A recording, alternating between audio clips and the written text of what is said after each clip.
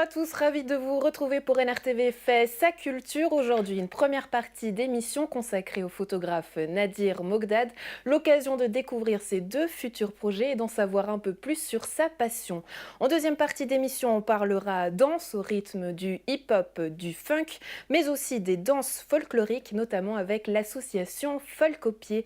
Nadir, salut! Salut Andrea. Merci d'être avec nous. Donc tu es là pour nous présenter tes deux futurs projets, Qu'est-ce qu'elle a, ma gueule et La route de soi. Je te propose qu'on commence par le premier puisque c'est à découvrir prochainement donc sur les panneaux de la ville de Nyon dès le 28 mai. Ça s'appelle Qu'est-ce qu'elle a, ma gueule, c'est des portraits. Et ça commence d'une manière assez particulière avec une histoire que tu as vécue. Est-ce que tu peux nous la raconter? Alors oui, donc du coup en fait ça a commencé avec une rencontre sur Facebook. J'ai rencontré une femme sur Facebook avec qui j'ai eu... 14 février, Saint-Valentin. Ça tombe bien, hein. exactement. Est-ce que c'est une rencontre amoureuse dont on parle? Alors, au départ, pas du tout. C'était des échanges plutôt amicaux. Et ensuite, ça s'est un peu, justement... on est rentré dans quelque chose de plus intime. Et puis, j'avais jamais rencontré cette femme, en fait. Et à force d'échanges, je me suis rendu compte que, déjà, elle habitait pas ici, elle habitait à Paris. Et que c'était compliqué en fait de pouvoir la voir. Moi j'avais envie de la voir et j'avais proposé plusieurs fois de la voir. Et en fait, au final, ce qui s'est passé, c'est qu'en fait, je l'ai enfin rencontrée, vue à travers webcam. Et c'était pas la même femme en fait que j'avais en face de moi. Donc c'était assez spécial comme expérience.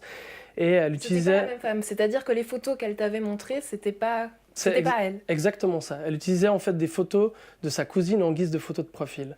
Donc j'avais déjà entendu des histoires similaires, mais quand tu le vis directement, c'est quand même très particulier.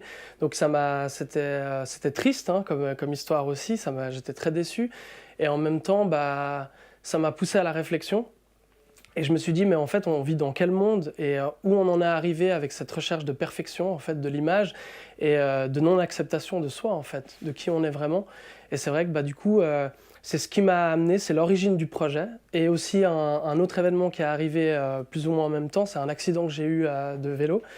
Et donc ça, c'était aussi un truc qui m'a touché directement. Et comment j'ai dealé ça, l'envie de faire disparaître ça au plus vite, parce que ça a touché le visage. Donc c'est toutes ces questions en fait qui sont là autour de ce projet et qui m'ont donné envie de le faire en fait, qui m'ont motivé à le faire. Qu'est-ce qu'elle a à ma gueule? Donc une série de portraits que vous pouvez découvrir en images. On va vous les montrer ici durant l'émission. Qu'est-ce que tu recherches finalement avec ces portraits? Alors en fait, c'est justement en lien avec ce que j'ai dit, c'est vraiment de pouvoir montrer aux gens et les sensibiliser autour du fait qu'on est comme on est en fait et de s'accepter. Et donc c'est une histoire de toute une vie, on est bien d'accord, mais c'est vrai que maintenant quand on voit tout ce qui se passe sur les réseaux sociaux, sur Internet de manière générale, et qu'on voit qu'on est parti dans quelque chose de totalement superficiel et qu'on veut toujours montrer le bon côté de qui on est et toujours montrer que tout va bien et puis surtout essayer de coller à une espèce j'appelle ça une beauté normée en fait. Et la beauté donc, humaine... pas de retouche sur les photos? Alors là, sur ces photos, il n'y a aucune retouche. Le but, c'est de mettre en valeur les gens, évidemment, mais c'est vraiment brut de décoffrage. J'utilise une lumière naturelle aussi. Et il n'y a pas de chichi autour de ces photos, puisque c'est justement toute la démarche. Et quand en fait je passe un moment avec eux, c'est pas juste un portrait. C'est un moment assez particulier, hein. C'est même un rituel que tu as mis en place pour rendre ce moment intime, te rapprocher des gens. Comment ça se passe? Donc en fait, je suis avec eux pendant entre 1 heure et 1 heure et demie. C'est un moment que je passe avec eux d'échange. Et c'est un moment vraiment très fort. Il se passe beaucoup de choses au niveau émotionnel aussi. Des fois, c'est plus fort que d'autres, hein, parce que ça dépend de l'histoire aussi qui me ramène. Mais c'est aussi ça l'intention dans ce projet, c'est aussi de revenir à un moment qu'on partage. Et j'ai l'impression que de plus en plus, on a moins le temps, en fait. On ne prend pas le temps de faire ça, de vraiment rencontrer les gens. Donc en fait, c'est un projet de rencontre aussi. Et ça, c'est vraiment quelque chose d'important pour moi. Et donc, du coup, voilà, finalement, la photo, elle est là pour témoigner de ce moment qu'on a passé ensemble et de l'échange qu'on a eu autour de l'acceptation de soi. Mais est-ce que c'est pas frustrant pour toi de garder finalement de cette rencontre, de cet échange, que 1, 2, 3 photos? Non, c'est justement au contraire. Pour moi, ça vient... la photo, en fait, elle vient prolonger dans le temps cette rencontre. Et à chaque fois que moi, je regarde personnellement ces photos, ça me ramène à ce moment que j'ai passé avec eux. Donc c'est toute la magie de la photographie hein, pour moi, c'est de pouvoir prolonger le temps. Voilà. Et puis il y a une phrase aussi, comme j'ai spécifié dans mon dossier, c'est qu'en fait à chaque fois, chaque photo est accompagnée d'une phrase personnelle. Donc ça, c'était aussi quelque chose d'important pour moi, puisque c'était aussi une manière d'illustrer ce moment qu'on a passé ensemble autour de ça et quelque chose de symbolique pour eux. Mais qu'est-ce qui fait qu'à un moment, tu déclenches ton appareil?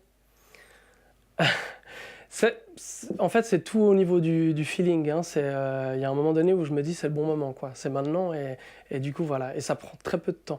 La photo, c'est vraiment très peu de temps.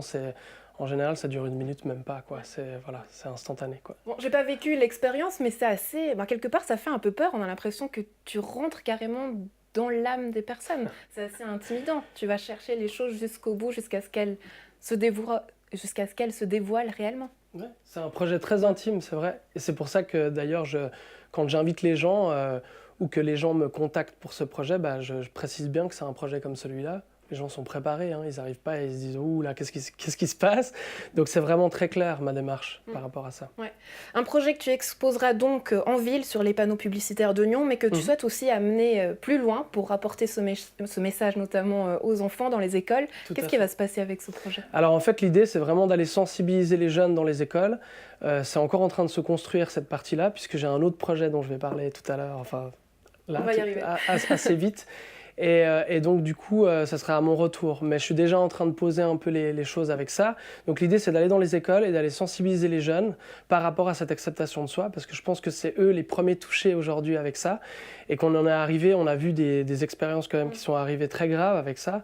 Des jeunes qui sont arrivés jusqu'au suicide, hein, pour parler de choses pas très jolies le jour de la Saint-Valentin. Mais voilà, c'est un peu ça. Et donc pour moi, c'est urgent de revenir à l'authenticité et à dire qu'on peut s'assumer comme on est en fait et on peut s'accepter et grandir avec ça, quoi.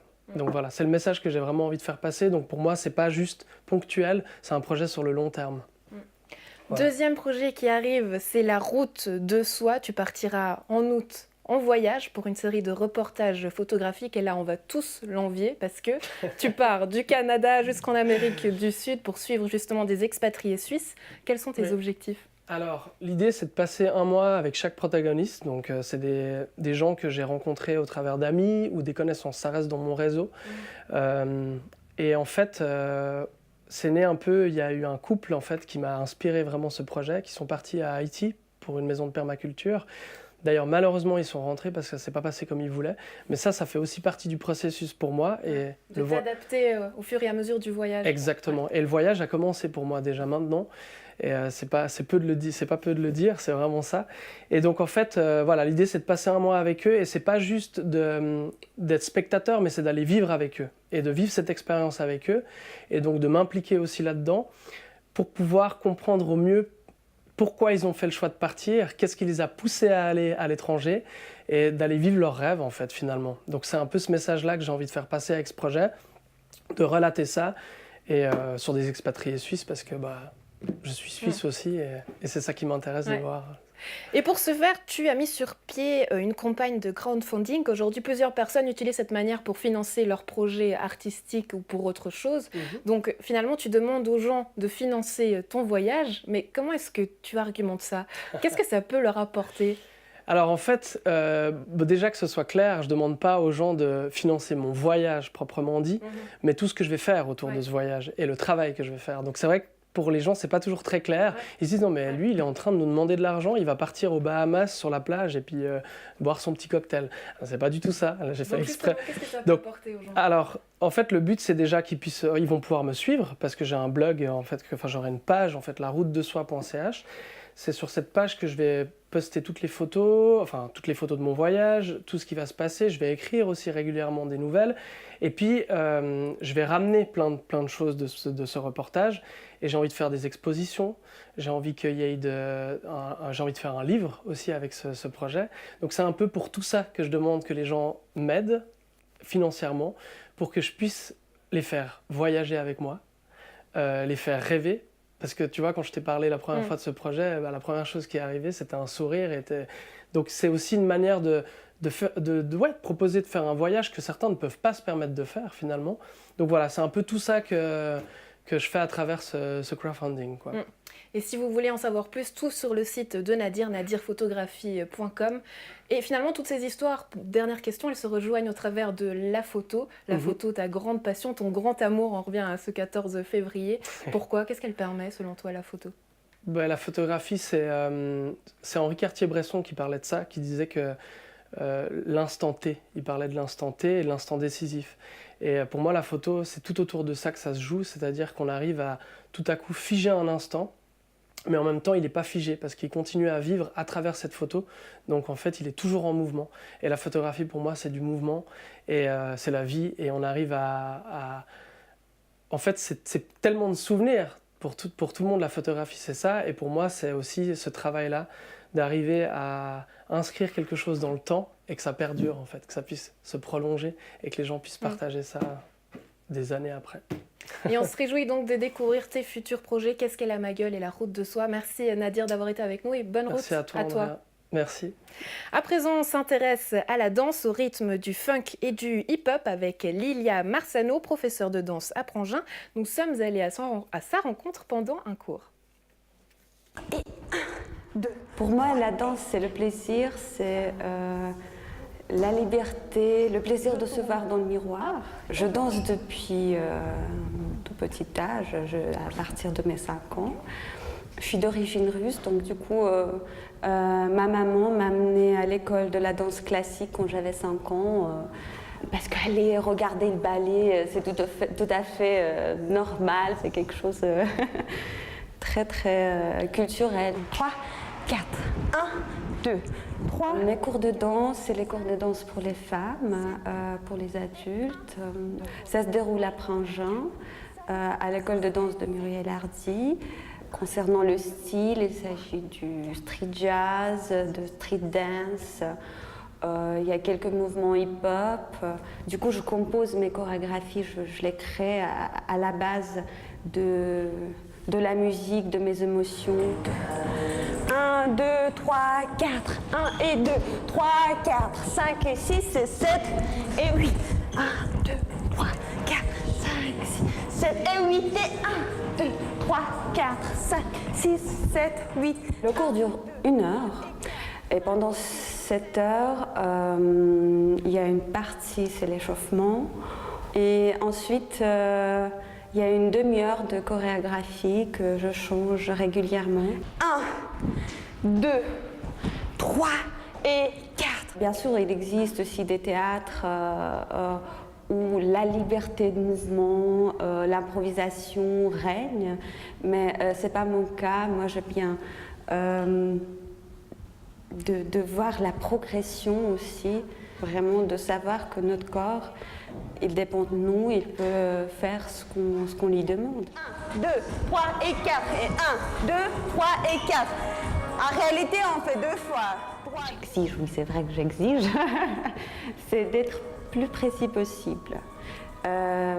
Pour qu'elles dosent bien leur force, la hauteur. Dans ce sens, je suis assez perfectionniste, ce qu'elle me reproche d'ailleurs aussi. C'est vrai que la danse, c'est pas le repos. La danse, il faut le travailler. Donc ne pas hésiter de revenir et de réessayer encore et encore, parce que les élèves qui sont là aujourd'hui, elles ont été comme vous il y a quelques semaines, quelques mois en arrière. Donc du coup, ils ont évolué jusqu'à ce niveau, le niveau d'aujourd'hui. Merci. Copier propose chaque mois des ateliers de danse folklorique. Prochain rendez-vous, l'atelier Contradance le 17 février à la salle de gym du collège du Bois de Chêne à Coinzin dès 16h30. On en parle avec vous, Laurent Berger. Merci d'être avec nous. Bonjour. Donc avec vous, on va danser le bal folk. Qu'est-ce que c'est cette danse? Le bal folk, c'est tout simplement la continuité des bals anciens qu'il pouvait y avoir dans les villages et autres. Et je corrige tout de suite, c'est plus tout à fait du folklore. Parce que le folklore, c'est quelque chose qui est figé et qui est là pour un spectacle, alors que le bal folk, c'est vraiment les danses, si on veut bien, folkloriques, mais elles restent vivantes, elles ont le droit d'évoluer. On n'est pas là pour une représentation, on est là pour se retrouver avec des gens et passer un moment en musique et en mouvement. C'est-à-dire qu'on a modernisé ces danses au fil et à mesure du temps. Donc les danses, elles ont pas mal évolué. On n'est pas là d'une rigueur à la recherche d'une perfection. Et les musiques elles sont beaucoup plus contemporaines qu'à l'époque, évidemment. Et il y a des métissages qui se font, il y a des instruments modernes qui sont ajoutés. Ouais. Là, on voit des images, c'était à la fête de la danse, donc on danse le folk. Pourtant, vous avez rencontré cette danse il y a plusieurs années en arrière. Comment est-ce que vous l'avez rencontrée?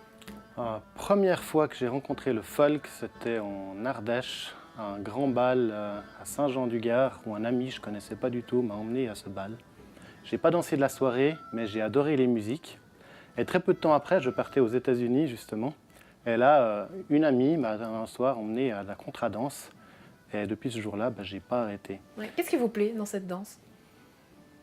Alors déjà, c'est la simplicité, je crois, la convivialité, les musiques. Ouais. J'aime vraiment beaucoup les musiques. Je trouve qu'elles sont très vivantes. Elles parlent à l'âme humaine. Pour moi, elles sont vraiment faites pour.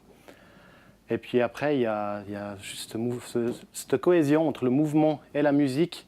Les danses anciennes, justement, sont faites pour que les mouvements collent à la musique. Et lorsqu'on allie les deux, c'est juste jubilatoire. Ouais. Et vous proposez donc chaque mois à Coinzin 2 types d'ateliers. On va voir des images pour vous montrer comment ça se passe. L'atelier Contra Dance. Donc là, il y a une particularité. Quelqu'un nous dicte ce qu'il faut faire au fait. Exactement, ouais. C'est une manière de faire. Alors après, c'est dicté. Là, moi, je le dicte du début à la fin. Aux États-Unis, il faut bien se dire, ils le dictent 1 minute ou 2 s'il y a besoin. S'ils voient que ça se passe bien dans la salle, ils ne disent plus rien. Ouais. Mais oui, ça aide et puis ça facilite, disons, c'est sûr. Ouais. Mais du coup, est-ce que c'est très directif ou est-ce qu'on peut se laisser aller à un peu d'improvisation? Ah non, on pourrait croire qu'il y a un cadre justement qui est très carré comme ça. Mais comme je le dis souvent à chaque fois que je vais l'enseigner, je veux dire, entre 2 mouvements, si on a envie de faire un triple saut périlleux, qu'on a envie de faire des figures, qu'on a envie d'improviser, on est libre de le faire. Ouais. Là, les gens ne sont encore en général pas assez à l'aise pour le faire.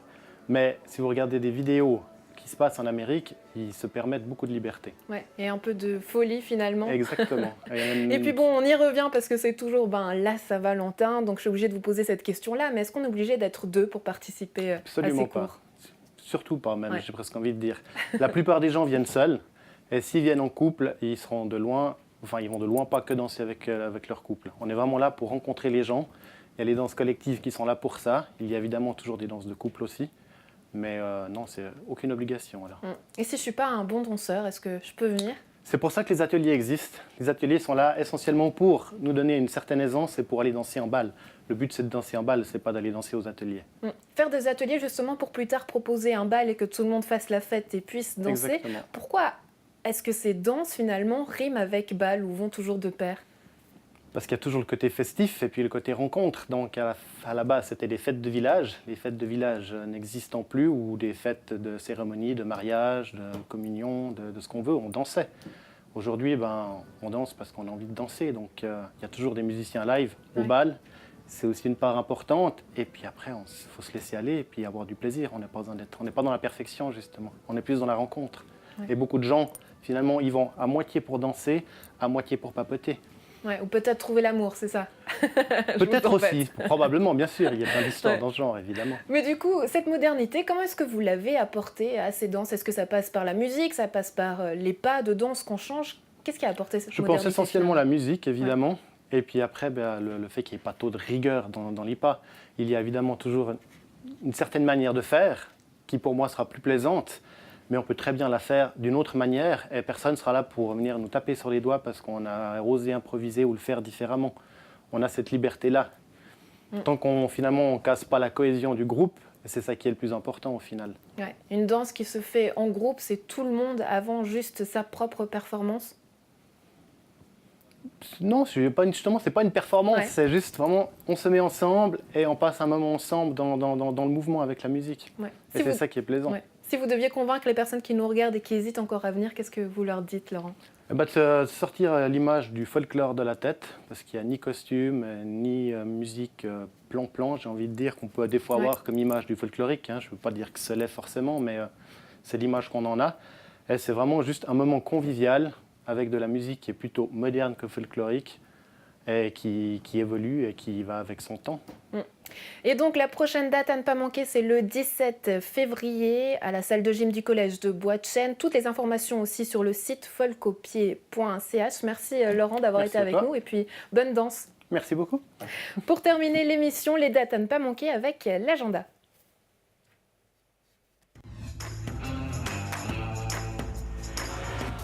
Rendez-vous musical au Théâtre de Grand Champ à Gland, vendredi 15 février à 20h30.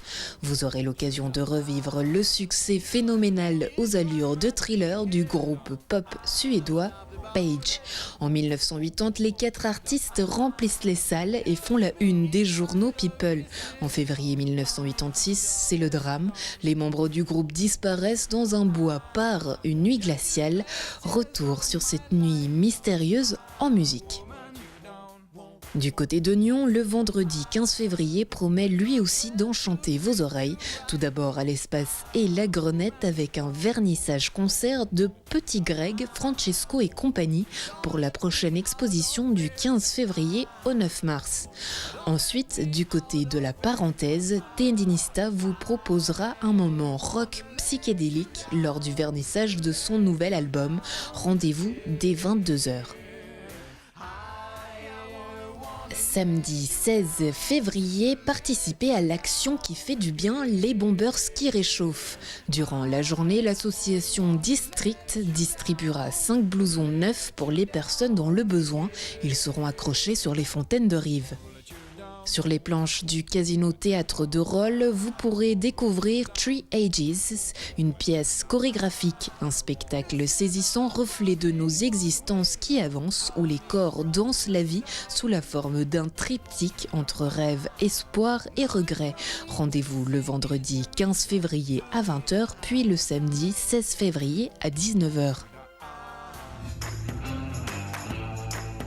Voilà, c'est tout pour aujourd'hui. Un plaisir d'avoir été en votre compagnie. On se retrouve la semaine prochaine pour plus de culture et plus d'aventures. Salut!